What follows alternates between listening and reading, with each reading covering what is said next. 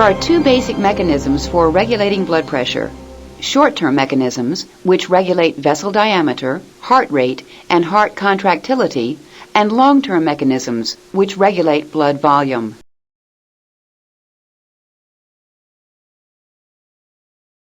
Your goals for learning are to compare and contrast the short-term mechanisms that respond to rising blood pressure with the short-term mechanisms that respond to falling blood pressure.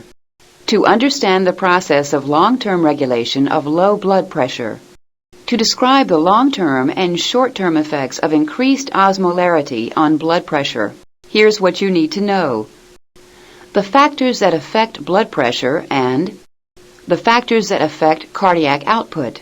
To see definitions of terms, click the bold red words.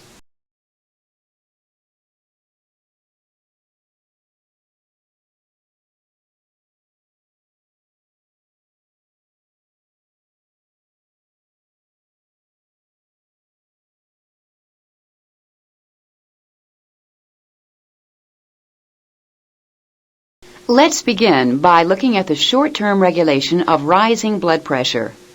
In response to rising blood pressure, arterial walls are stretched, stimulating baroreceptors in the carotid sinus, aortic arch, and other large arteries of the neck and thorax.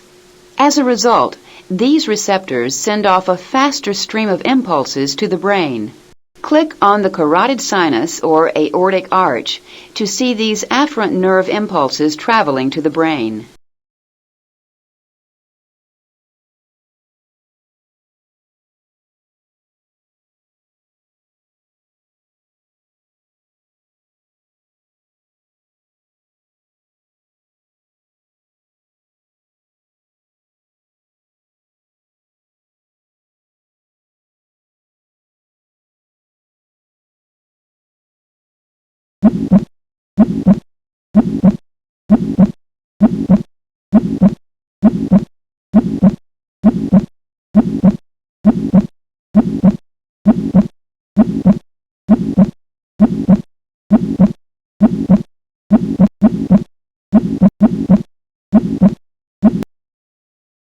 In response to increased stimulation from the baroreceptors, the brain increases parasympathetic activity and decreases sympathetic activity. This leads to a reduction in heart rate, an increase in the diameter of the arteries, and therefore lower blood pressure, bringing blood pressure back down to normal levels. The next two screens illustrate the reduction in heart rate and increase in arterial diameter.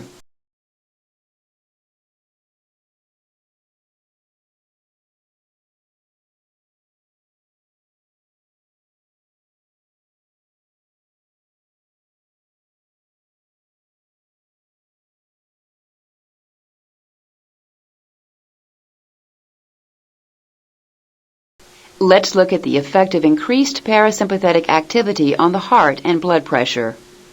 With increased activity of the vagus nerve, which is part of the parasympathetic nervous system, and decreased activity of the sympathetic cardiac nerve, heart rate is reduced.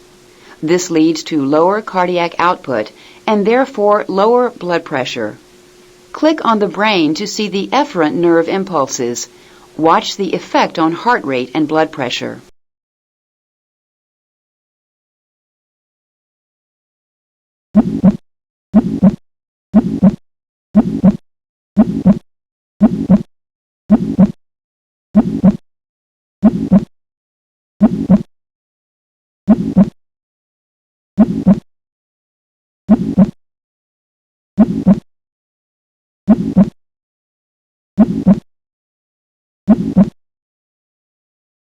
Now let's look at the effect of decreased sympathetic activity on arteries and blood pressure. Vasomotor fibers are sympathetic nerves that innervate the smooth muscle of blood vessels.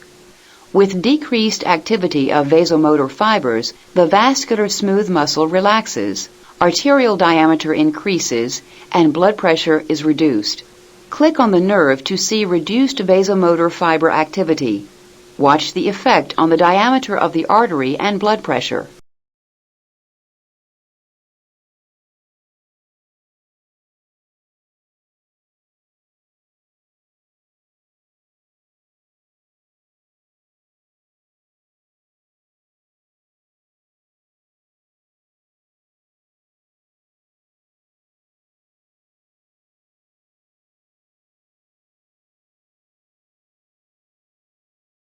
Let's recap the short-term regulation of rising blood pressure.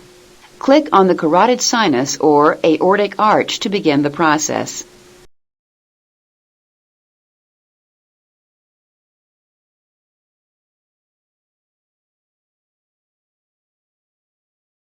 In response to rising blood pressure, baroreceptors stretch, increasing impulses to the brain. This leads to increased parasympathetic activity and decreased sympathetic activity, resulting in slowing of the heart rate, an increase in the diameter of arteries, and consequently a reduction in blood pressure.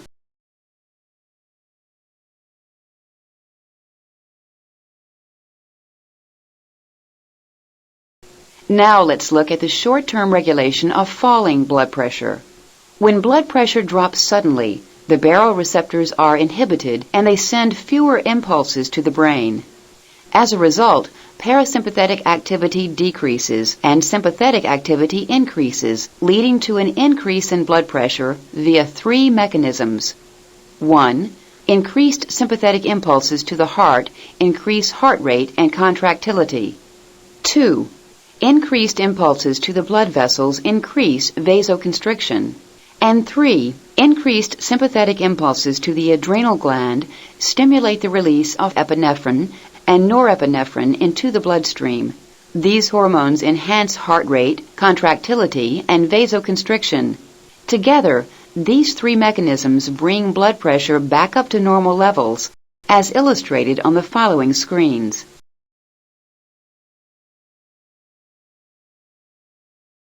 First, let's look at the effect of increased sympathetic activity on the heart and blood pressure. Increased sympathetic impulses to the heart and decreased vagus nerve activity lead to increased heart rate and enhanced contractility, increasing stroke volume. These changes result in higher cardiac output, which increases blood pressure. Click on the carotid sinus or aortic arch to begin the response to declining blood pressure. Watch the effect on heart rate and blood pressure.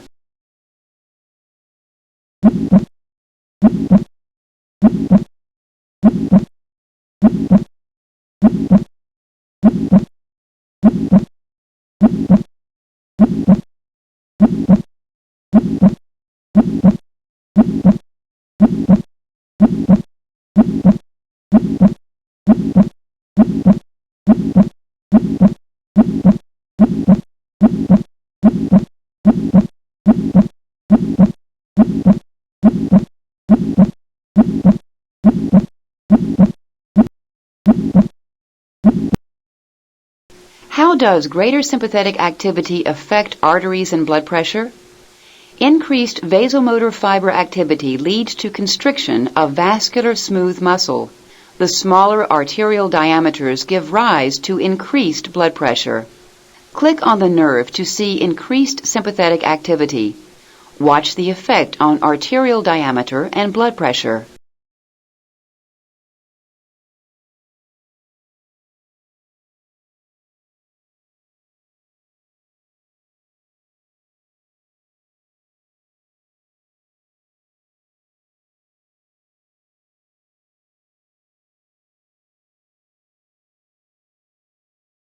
Now let's explore the effect of increased sympathetic activity on the adrenal gland and blood pressure. Increased sympathetic impulses to the adrenal gland stimulate the release of epinephrine and norepinephrine into the bloodstream. These hormones increase heart rate, contractility of the heart, and vasoconstriction of blood vessels, thus increasing blood pressure.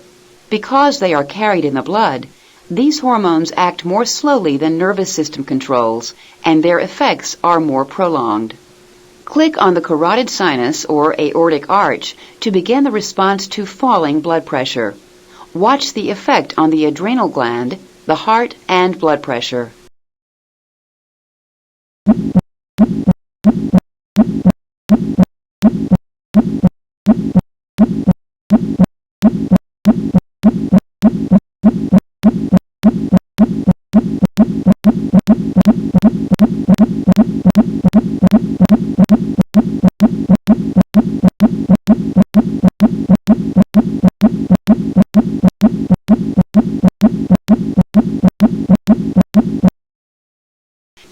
Here's a recap of short-term regulation of falling blood pressure.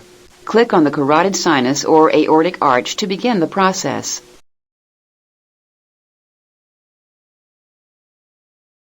As blood pressure falls, baroreceptors are inhibited, resulting in decreased impulses to the brain.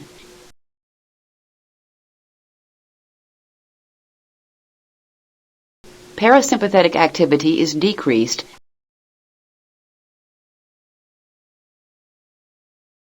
and sympathetic activity is increased, leading to increased heart rate and contractility, increased vasoconstriction, and the release of epinephrine and norepinephrine from the adrenal gland.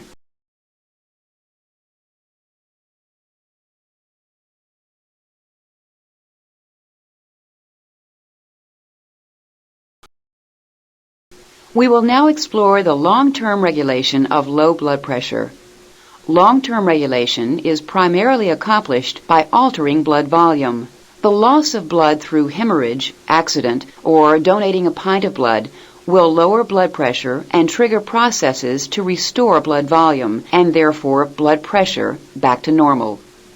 Long-term regulatory processes promote the conservation of body fluids via renal mechanisms and stimulate intake of water to normalize blood volume and blood pressure.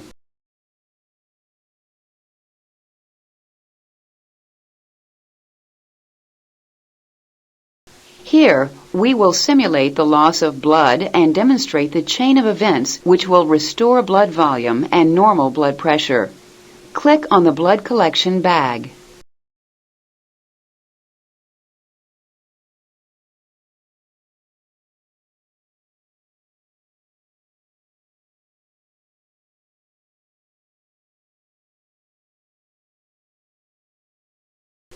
Juxtaglomerular cells in the kidney monitor alterations.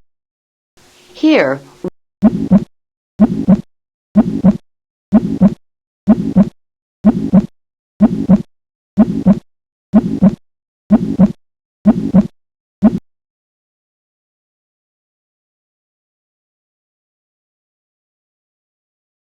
juxtaglomerular cells in the kidney monitor alterations in blood pressure. If blood pressure falls and remains low, these specialized cells release the enzyme renin into the bloodstream. Click on a kidney to start the process.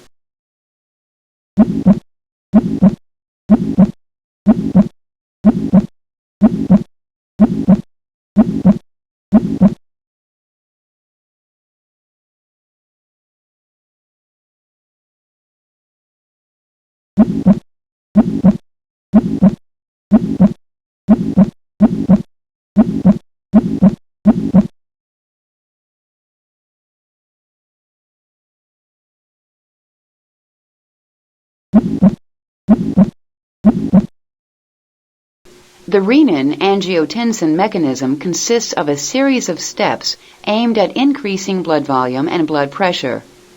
Step 1 is catalyzing the formation of angiotensin 1. As renin travels through the bloodstream, it binds to an inactive plasma protein, angiotensinogen, activating it into angiotensin 1. Click on the renin molecule.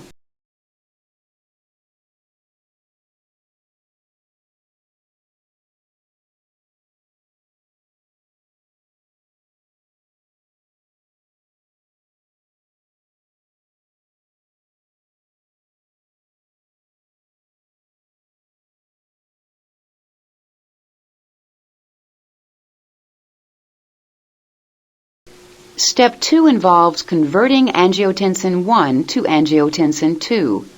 As angiotensin 1 passes through the lung capillaries, an enzyme in the lungs converts angiotensin 1 to angiotensin 2. Click in the box below.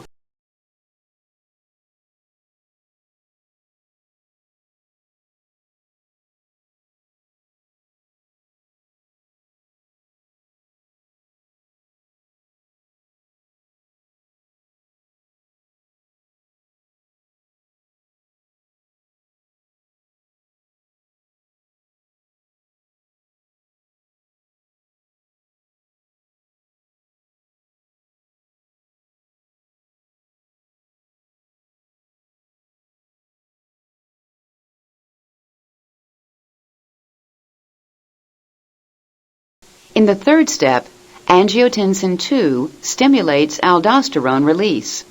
Angiotensin II continues through the bloodstream until it reaches the adrenal gland. Click in the white box to see a close-up view of the adrenal gland.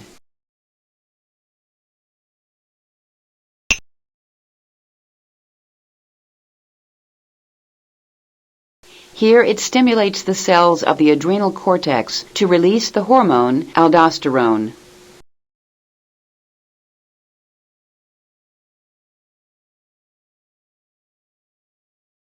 A secondary effect is that the angiotensin II is a vasoconstrictor and therefore raises blood pressure in the body's arterioles.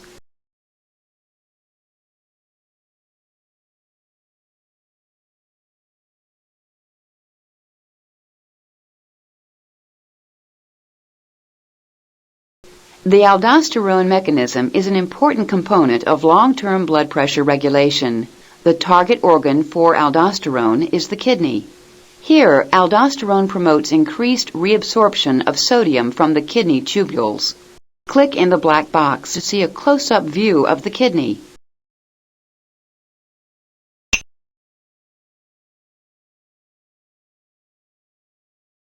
The distal convoluted tubule winds through the kidney and eventually empties its contents into a urine-collecting duct. The peritubular capillaries absorb solutes and water from the tubules.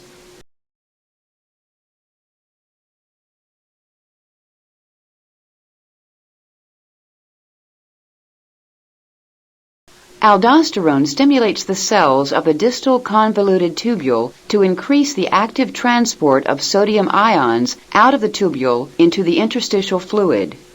Click in the peritubular capillary to demonstrate the effect of aldosterone.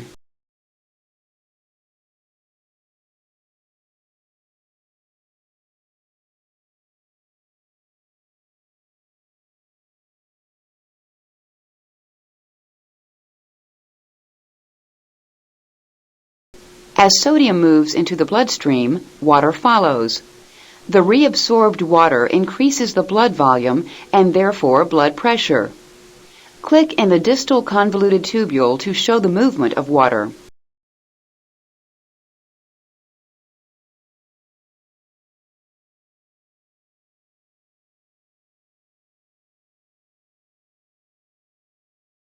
Dehydration due to sweating, diarrhea, or excessive urine flow will cause an increase in osmolarity and a decrease in blood volume and blood pressure. As increased osmolarity is detected, there is both a short-term effect and a long-term effect. For the long-term effect, the hypothalamus sends a signal to the posterior pituitary to release antidiuretic hormone, abbreviated ADH.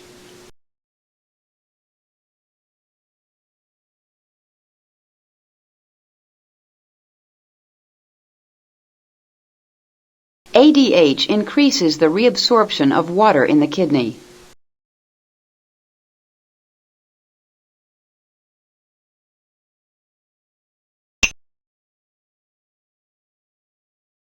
ADH promotes the reabsorption of water from the kidney by stimulating an increase in the number of water channels in the distal convoluted tubules and collecting tubules. Click on the ADH molecule to see what it does. These channels aid in the movement of water back into the capillaries, decreasing the osmolarity of the blood and increasing the blood volume and therefore blood pressure.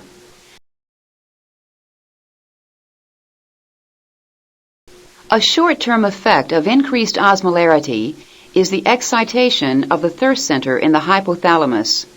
The thirst center stimulates the individual to drink more water and thus rehydrate the blood and extracellular fluid, restoring blood volume and therefore blood pressure. Click on the water bottle.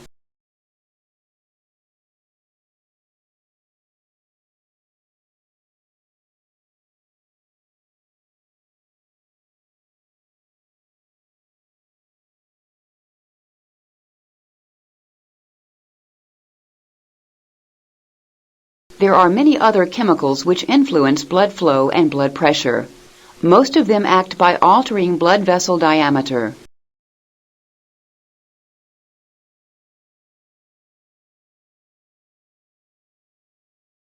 Here's a summary of what we've covered.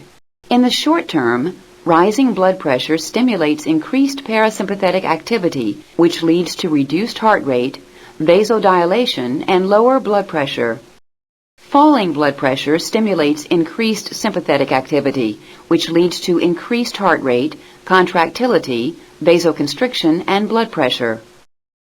Long-term blood pressure regulation involves renal regulation of blood volume via the renin-angiotensin mechanism and aldosterone mechanism. Increased blood osmolarity stimulates release of ADH, which promotes reabsorption of water and excites the thirst center, resulting in increased blood volume and blood pressure. To test your knowledge, click the quiz button to go to the self-quiz.